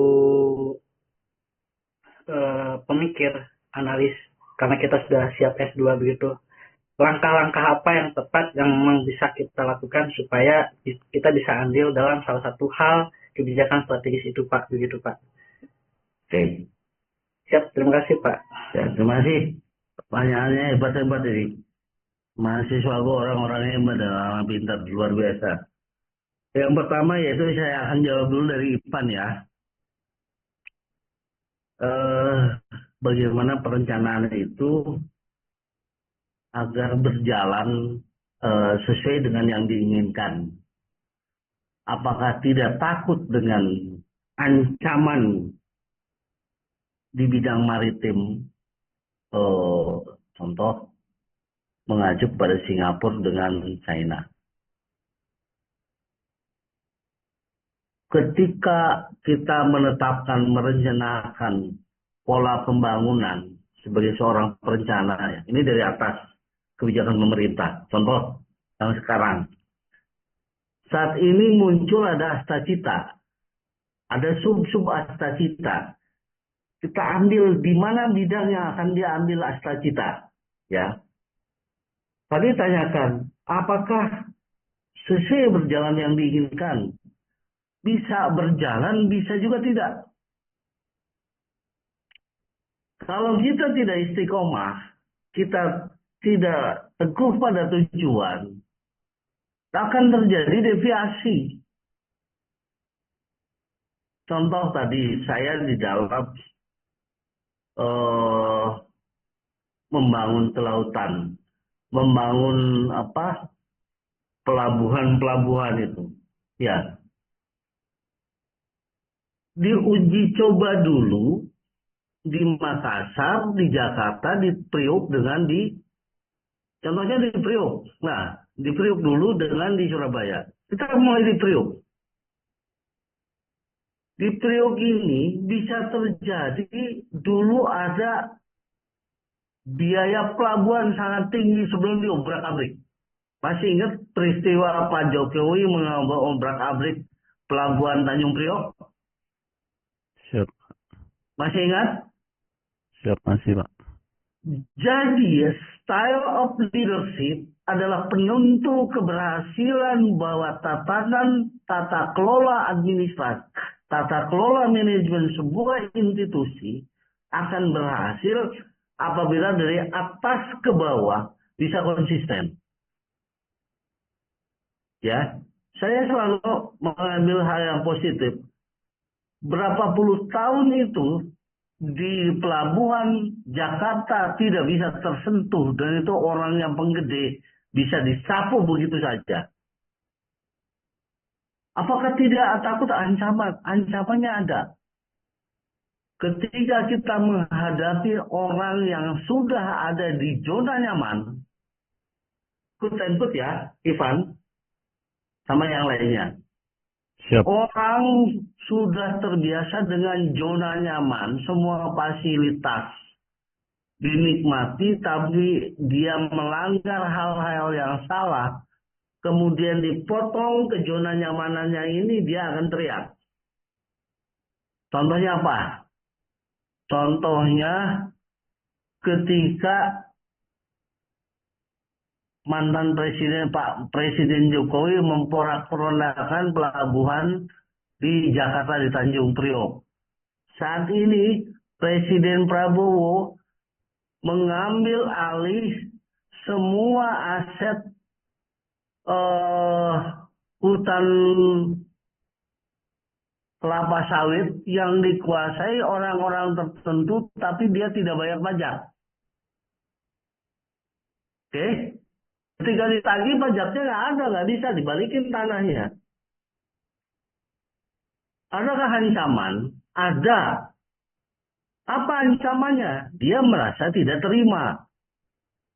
Bisakah dia menggunakan segala cara? Bisa. Apa? Makar, fitnah, sabotase. Bisa dia lakukan. Yang kedua, mahasiswaku harus jeli. Pemerintah menerapkan hilirisasi. Saya tadi bilang, mungkinkah ada orang yang tidak terima dengan program hilirisasi pemerintah? Hilirisasi itu contohnya nikel, bahan bakunya harusnya diekspor ke negara tertentu, sekarang diproduksi di dalam negeri. Smelter yang dibangun di Gresik, dulu diproses di luar negeri, sekarang di dalam negeri. Jadi keuntungan itu diambil oleh Indonesia sendiri. Saya bilang tadi di awal di perkuliahan saya, ada negara-negara tertentu yang tidak terima ketika Indonesia akan menjadi negara makmur dengan tingkat pendapatan tertinggi. Kenapa? Kita tidak jeli ketika keuntungan yang harusnya ada di Indonesia selama ini kita selalu berada di zona nyaman. Contoh, ekspor crude oil ke luar negeri lewat Singapura, kemudian diimpor BBM yang baru, padahal ya barang kita juga. Nah sekarang tidak lagi misalkan ada ekspor, tetapi diproses di Indonesia. Kita membuat kilang-kilang minyak di Indonesia lebih besar. Untungnya apa? Efisiensi harga produksi, menyerap tenaga kerja. Oke, Man? Ancamannya ada, bisa terwujud, bisa, tapi tantangannya besar. Tantangannya besar karena pertarungan perdagangan, blokade, pertarungan ini jelas. Kenapa? Mereka tidak bahagia. Yang dulu untungnya negara dia, sekarang diambil Indonesia. Oh, Indonesia kita yang kaya, kok kenapa orang yang lebih kaya, Pan? Akibatnya apa, Pan? Kalian nggak mana-mana analisis ke depannya. Adakah orang yang tidak terima dengan kejadian sawit diambil oleh pemerintah? Banyak, Pak. Saja, adakah orang yang nggak terima ketika pemerintah menerapkan Undang-Undang UUD 45 pasal 33 tentang prinsip ekonomi Pancasila? Banyak. Pasti tantangan pemerintah ini besar. Tapi kita harus pandai menganalisa. Anda sebagai analis militer bidang maritim, Anda harus tahu ini semua. Ya. Bagaimana ketika cadangan palas kita banyak? Berarti kalau cadangan falas mata uang asing kita Uang banyak, asing. kita kan negara makmur. Bagaimana kalau emas kita banyak, Van? Kita membentuk bank emas sekarang. Iya kan? Kalau pemerintah sekarang Bank Indonesia tidak hanya Bank Indonesia, tapi pemerintah di bawah Presiden Prabowo membentuk bank emas. Jelas kan? Ya, Siap, jelas, Pak. itu kita akan menjadi makmur dan orang menjadi gerah. Sehingga orang menghalalkan segala cara di saat mereka hidup zona nyaman akan menyerang pemerintahan ini dengan negatif. Karena akan menggulingkan ke dia zona nyaman dia. Udah kita ganggu, udah kita gulingkan, kita kembalikan ke negara. Kebutuhan negara ini untuk menghidupi rakyat, tetapi dia untuk menghidupi kelompoknya dan dia sendiri. Contoh, sekarang berapa juta hektar sekarang udah dikembalikan lagi oleh Jaksa Agung. Dikumpulkan itu sawit-sawit di bawah Agrinas. Jelas Pak ya? Sudah jelas? Siap, siap, sudah jelas, Pak. Terima kasih banyak, Pak. Saya lanjut ke Teddy. Bagaimana pusat budidaya Paname? Contohnya Teddy sebagai praktisi. Ted, kamu harus berhubungan dengan Sekjen Kementerian Kelautan, Ted. Nanti teman Bapak, kamu kalau itu ada Pak Rudi itu. Om Jen Rudi. Ada Pak Dirjennya, Pak Ketut itu. Ya, kalau kamu mau meneliti di situ. Jadi pertanyaanmu tuh harus tahu sampai ke ujung tombaknya, Ted. Nah, makanya di sinilah di aturan tatanan negara ada namanya transformasi keterbukaan itu apa namanya? Itu harus muncul di wordnya itu, ya, dibuat indikator, ya, agar aturan-aturan ini diketahui masyarakat secara terbuka, secara transparan, sehingga keuntungan ekspor yang kamu dapat sebagai eksportir, dipotong pajak ekspor mungkin bisa jadi ya, Bapak tidak tahu juga apakah kamu mengalami pajak ekspor. Kan kalau keuntungan ekspor kan masuknya ke perusahaanmu, ya. Kemudian ada pajak ekspor ya, pajak ekspor. Nah, kemudian itu menjadi sebuah pendapatan negara. Tapi aturannya memang harus diatur, diketahui secara terbuka. Ya. Dan siapa yang mengontrol? Di masing-masing lembaga, departemen, ada inspektorat. Bisa jadi ada lembaga di luar departemen itu yang bisa mengawasi bagaimana ekspor impor udang Paname ini. Bisa aja dibentuk, tapi terbuka gitu loh. Jadi ini zamannya transparansi di dalam tata kelola keuangan negara, di dalam tata kelola manajemen pemerintahan, ya. Kalau mau maju, mari kita melakukan dengan kolaboratif leadership. Ada perencana, ada pelaksana, ada evaluator, ada pengawas. Baru terbuka maju, kayak Singapura, kayak negara-negara maju yang lainnya. Jadi tidak selintutan lagi, kita terbuka gitu untuk mengawasi agar apa? Eksportir, nelayan, petani merasakan bagaimana rasanya jadi petani udang. Tetapi kita harus ingat juga bahwa negara itu bisa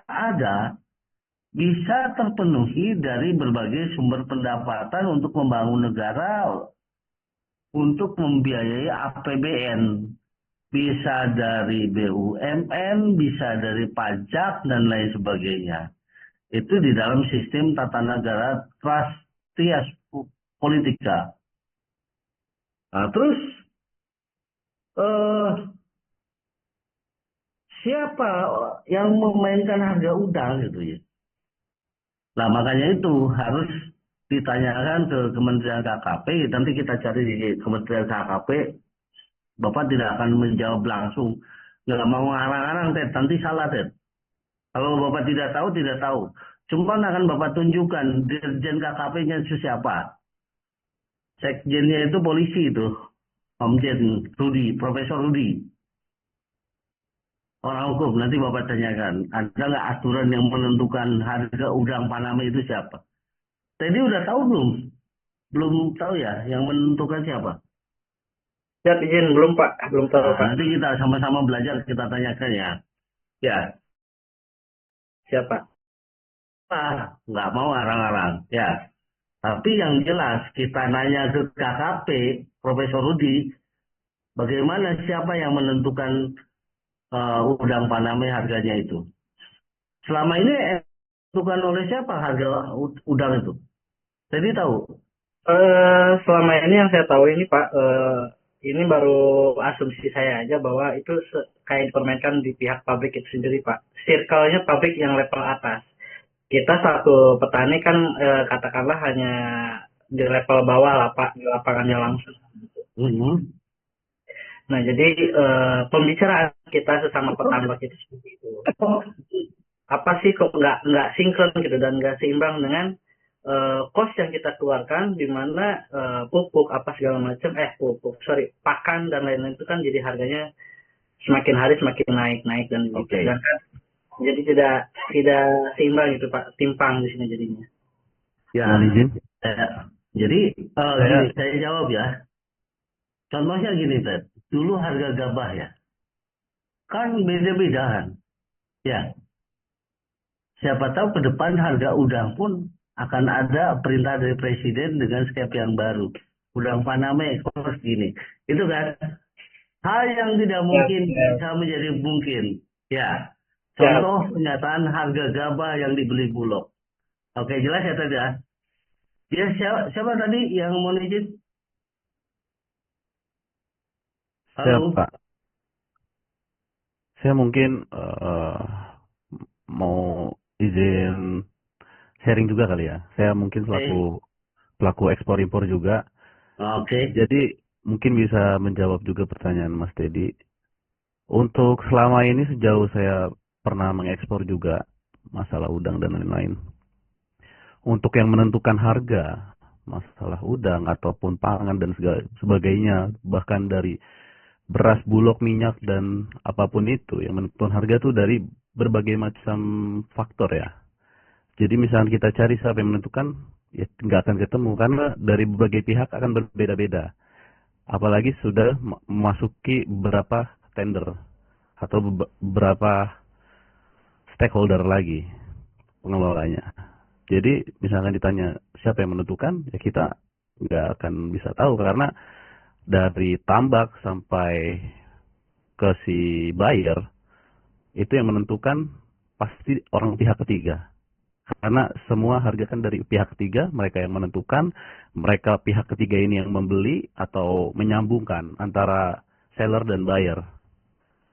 Seperti itu, mungkin lebih jelasnya. Ya, Terima kasih. ya dari Ipan itu bisa menjadi sebuah masukan wawasan. Tapi yang kalau Bapak yakin bisa jadi suatu saat Paname itu seperti beras. Itu kan sama-sama komoditi. Dulu beras itu kan kita, ya Bapak petani di kampung itu kan maunya sendiri itu tengkulak itu. Padahal pemerintah menentukan 6.500, tengkulak belinya 2.800, 2.800. Coba tanya dulu di daerah Kerawang.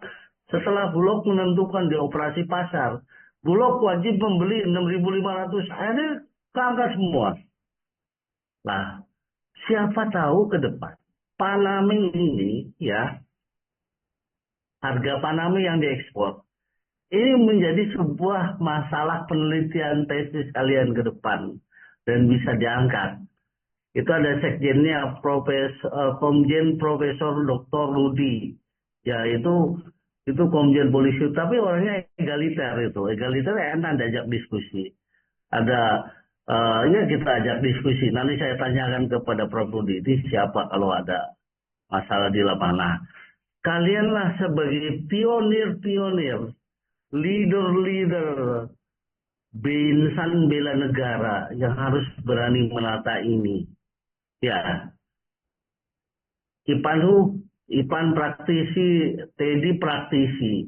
Siap. Tapi lewat jalur bela negara di Unhan ini bisa masuk ke KKP, bisa masuk ke perdagangan dan lain sebagainya. Sehingga negara ini tertata dengan baik. Negara ini tertata dengan transparan. Ekspor impor ini menjadi komoditi yang membuat para eksportir menjadi sejahtera, sehingga mengembangkan usahanya, menyerap tenaga kerja. Jangankan, ya mohon maaf, udang ya, Teddy dan Ipan. Bonsai pun sekarang komoditi ekspor. Nah, pertanyaannya begini, kalau ngomong harga bonsai, ini contoh, mohon maaf keluar dikit. Adakah nilai harga seni? Harga seni itu nilainya apa? Ketika orang itu senang terhadap harga seni, dia tidak lihat harga. Langsung dia beli, dia ekspor. Contoh, lukisannya Mona Lisa buat Basuki Abdullah. Ketika itu lukisan mengandung nilai seni yang tinggi, si pembeli dia tidak mengenal harga standar. Itu sebagai contoh dulu. Demikian ya. Ada lagi pertanyaan? Cukup? Cukup? Siap untuk dari teman-teman sudah cukup, Sudah habis Bapak. ya? Nah, slide Siap, Bapak. terakhir. Slide terakhir. Nah, ini ada kasus ya. Shipping Fleet of Asian Country. KRA, kanal KRA. Nanti Bapak perbaiki. Nah, ini tugas untuk kalian. Ya. Ini datanya. Bagaimana potensi resiko dan peluang pembangunan KRA di Thailand untuk pengembangan pertumbuhan ekonomi perbatasan. Jelaskan dalam bentuk jurnal format Unhan. Formatnya nanti minta Pak Rido ya. Oke. Nah, ini kan ada kenol ya. Bapak. Nah, di sini perjalanan itu kan ke sini kan ya. Oke, Laut Cina Selatan LCS naik ke sini. Nah, bagaimana KRA Canal, Thailand Canal, ketika ini laut dibelah, dijadikan daratan dibelah menjadi laut. Jadi orang dari sini nggak lewat dulu Selat Malaka, tapi dari sini langsung ke Thai Canal. Oke, kalian bikin tulisan dalam format jurnal. Jurnalnya terserah kalian. Ini masalah, tapi apakah ada untuk kita masalahnya atau tidak? Paham ya? Nanti Bapak share ke Mbak Asmi. Mbak Asmi share ke teman-temannya.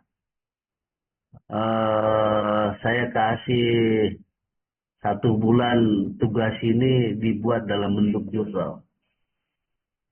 Ya. Jelas? Jelas? Wah, Bapak kuliah pertama udah dikasih tugas ya. Pemanasan lah. Sebelum kalian buat jurnal lah.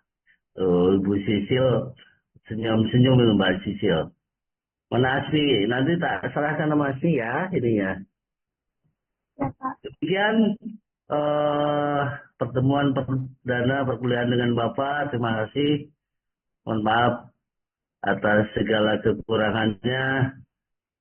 Assalamualaikum warahmatullahi wabarakatuh. Salam, Om Swastiastu, selamat sore.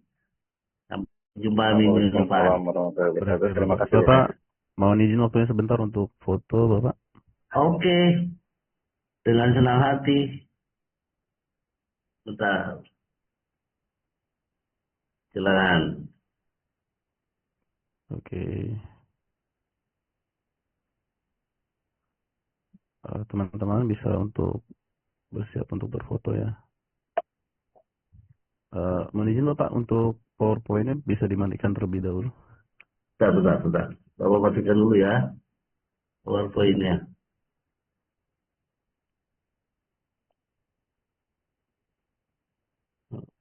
Stop. Oke. Oke ya. Ya. Ayo teman-teman. 1, 2, 3. Baik Bapak. Terima kasih. Mohon izin Kak Prodi, terima kasih. Mohon izin, mohon maaf, mohon izin. Selamat sore. Selamat sore Bapak. Sore Bapak, terima kasih banyak Selamat Bapak. sore, anak-anak sekalian. Terima kasih Pak. Assalamualaikum warahmatullahi wabarakatuh. Terima Waalaikumsalam. kasih Pak. Terima kasih Bapak. Terima kasih.